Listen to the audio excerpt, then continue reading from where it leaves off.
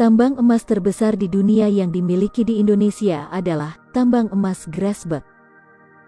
Tambang ini berada di Provinsi Papua. Selain menjadi tambang emas terbesar di dunia, tambang ini juga menjadi tambang tembaga terbesar ketiga di dunia. Sayangnya, tambang emas terbesar di dunia ini tidak dikelola langsung oleh pemerintah Indonesia.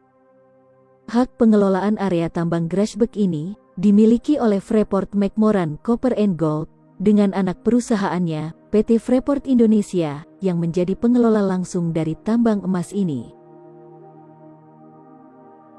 Ketika pertambangan ini dibuka, hingga sekarang, pertambangan ini telah menghasilkan 7,3 juta ton tembaga dan 724,7 juta ton emas.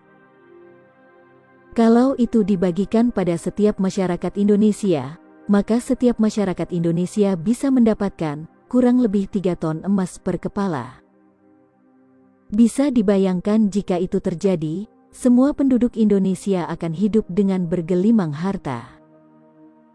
Arab Saudi, Amerika, China dan semua negara di dunia tidak akan bisa menyaingi Indonesia. Indonesia akan menjadi satu-satunya negara super kaya jika tambang tersebut dikelola sendiri oleh Indonesia dari awal. Itu hanya emas, belum lagi tembaga, serta bahan mineral lainnya. Seharusnya nama kota di sana itu bukan Tembagapura, tapi lebih cocoknya Emaspura. Nama Tembagapura diberikan seolah upaya untuk menutupi mineral berharga yang mendominan di sana. Pertambangan ini dikelola oleh Amerika. Dengan kesepakatan awal mula pengelolaan tambang ini, presentasenya adalah 1% untuk negara pemilik tanah dan 99% untuk Amerika sebagai negara yang memiliki teknologi yang melakukan pertambangan di sana. Selain potensi hasil tambang emasnya yang begitu besar, tambang Grasberg ini juga mengandung bahan tambang lainnya, sebut saja tembaga dan perak, dengan jumlah estimasi cadangan kandungan yang ada dalam jumlah yang sangat besar. Bahkan, ketika emas, perak dan tembaga di sana mulai menipis, ternyata di bawah lapisan emas dan tembaga, tepatnya di kedalaman 400 meter, ditemukan kandungan mineral yang harganya 100 kali lebih mahal daripada emas. Kandungan mineral itu adalah uranium.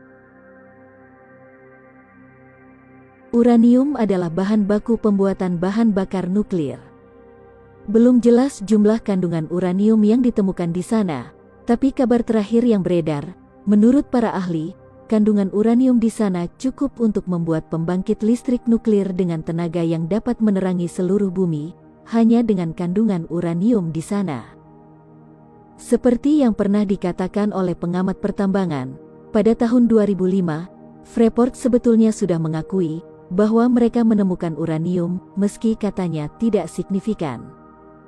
Kecurigaan ini diperkuat lagi dengan proses smelting biji tambang sebagian dibawa ke luar negeri. Jadi bisa saja ada kandungan uraniumnya. Waktu pihak dari PT Freeport dipanggil oleh DPR, mereka pernah mengakui adanya kandungan uranium, tapi katanya tidak signifikan. Porsi uranium itu sangat kecil, jadi tidak ekonomis jika dilanjutkan ditambang. Ya, wajarlah mereka berkata begitu. Di dalam kontrak dengan Indonesia, mereka hanya diperbolehkan menambang emas dan tembaga.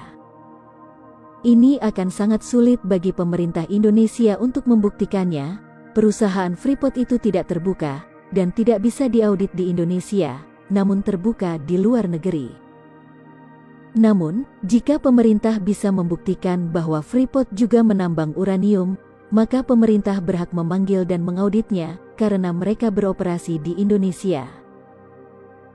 Kecurigaan bahwa Freeport memproduksi uranium memang bukan hal baru. Pada masa pemerintahan Presiden Abdurrahman Wahid, Freeport pernah dituntut untuk ditutup oleh Menko Equine saat itu.